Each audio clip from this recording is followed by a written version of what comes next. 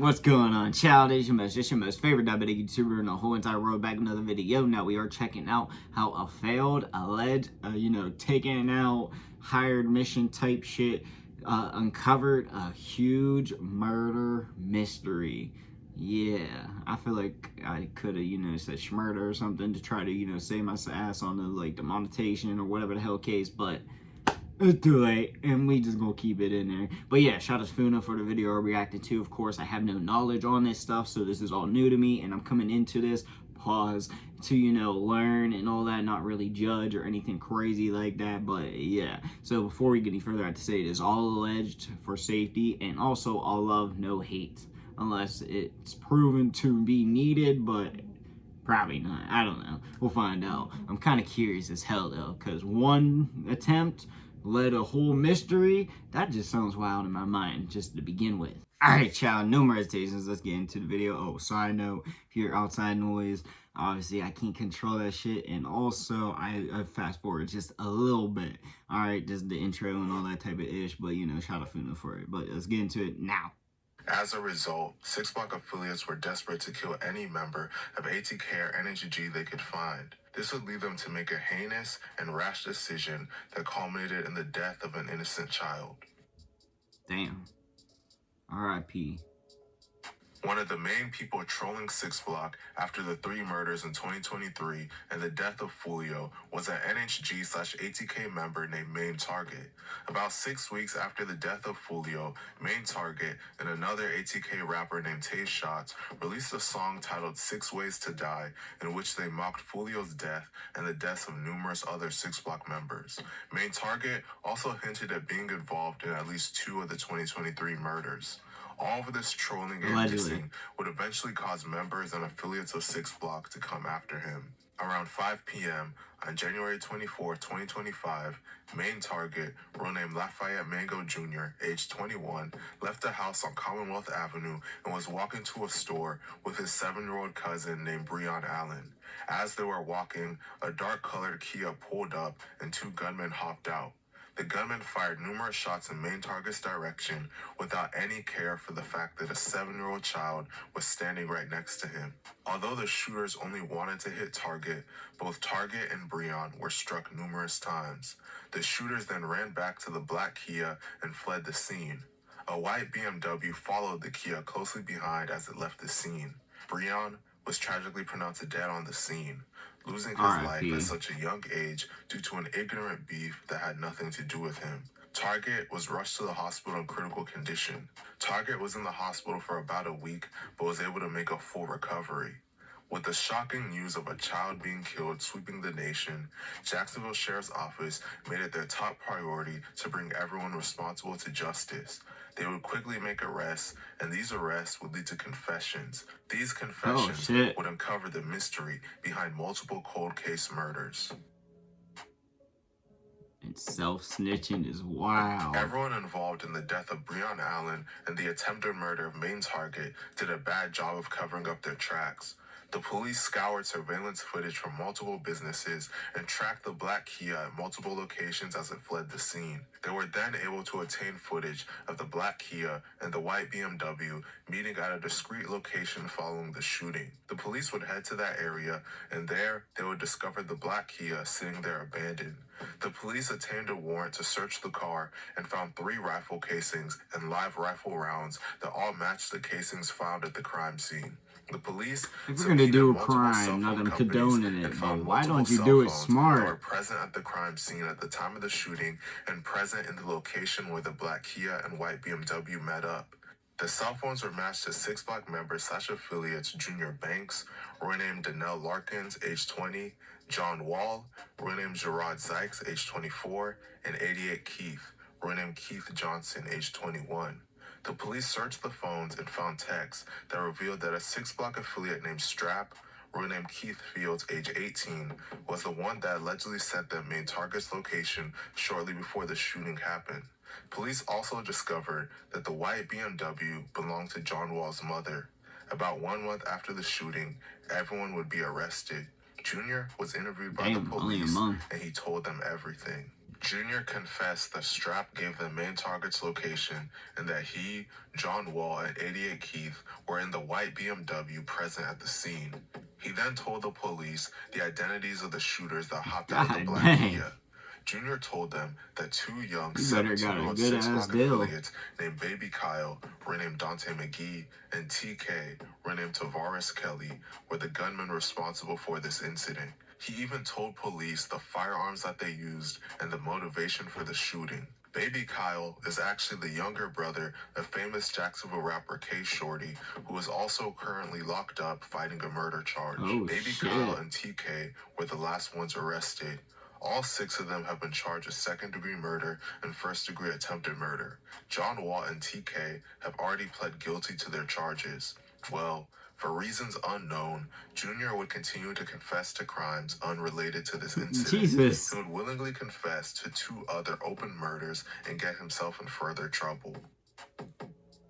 He got himself, RIP of course, but he got himself in more trouble. The first murder that Junior confessed to was the murder of a 1200 member named Tiger, renamed Kenneth Glover Jr.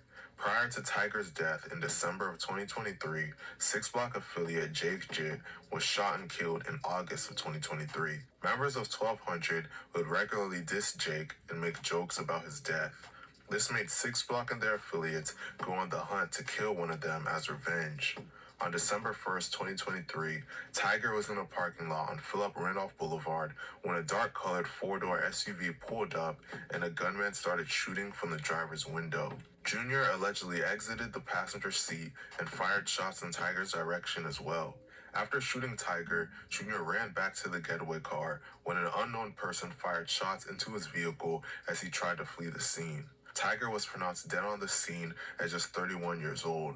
Fast forward to February of 2025, as he was getting interrogated for the death of Breon Allen, Jr. confessed to this murder. He admitted to shooting Tiger and showed detectives the scars on his arm he got from being shot while fleeing the scene. The 2 scars on his arm were consistent with healed bullet wounds. Junior provided additional information, and the information was consistent with evidence collected during the murder investigation and would only be known to an involved suspect. Based on the evidence and statements collected during the investigation, Junior was charged with Tiger's murder. He would also confess to another more shocking murder and add another charge to his arsenal. Another one. R.I.P. Junior would go on to confess to the murder of a 43-year-old woman named Valandia Norris. On April 22, 2024, around 10:55 a.m., Jacksonville Sheriff's Office patrol officers responded to reports of gunfire and a person shot in an apartment complex on Edenfield Road. Upon arrival, officers found a black female lying motionless in the parking lot near Building 7 with an apparent gunshot wound to the head. Jacksonville Fire and Rescue pronounced her dead at the scene.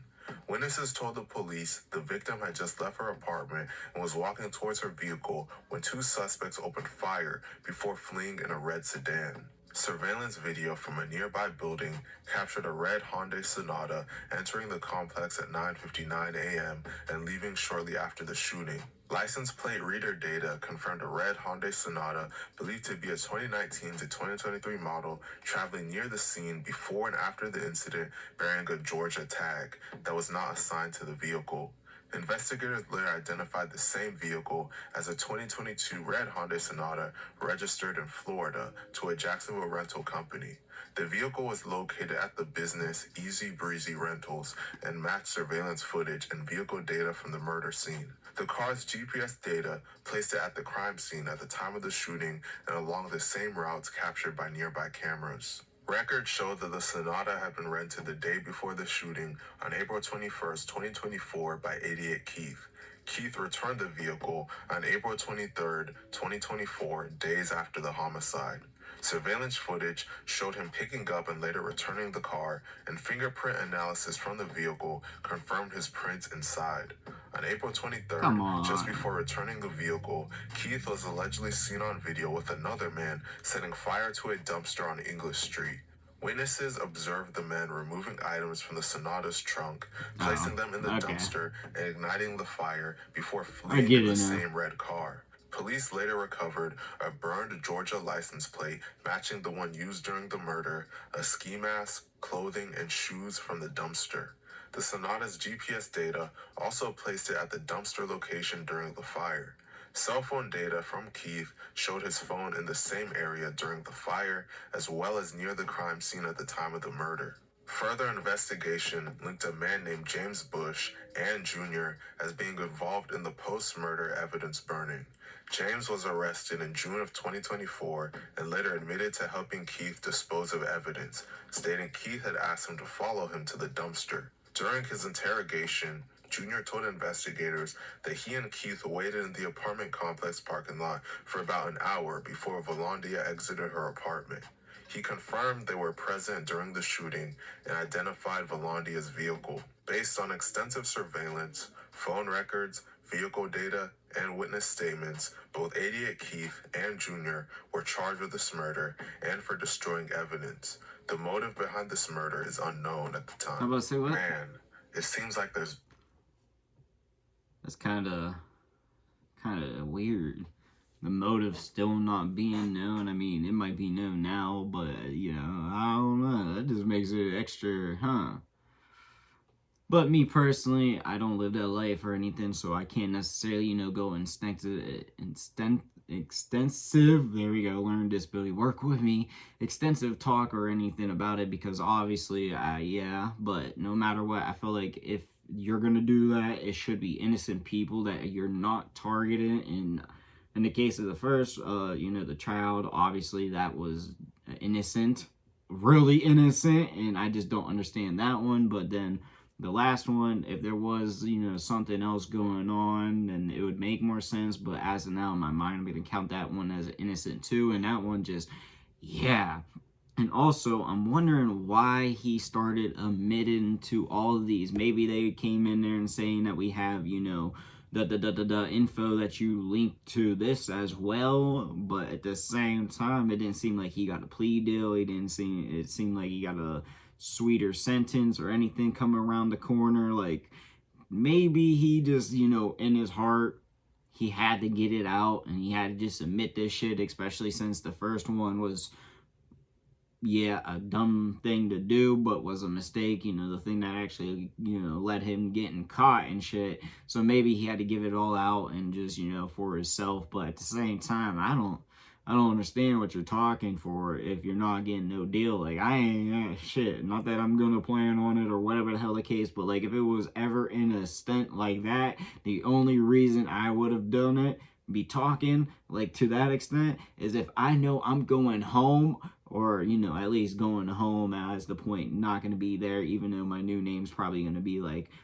Tom Dickerson or something like that out in North Dakota or some shit like that. I don't know, but really that's all I gotta say. Oh, one more thing. I wanted to be all peace and love in the world, so hopefully one day it will. But yeah, that's all I got for y'all. But let me know what y'all think and what you want to see your boy make in the comment section down below. But like I said, that's all I got for y'all. Peace.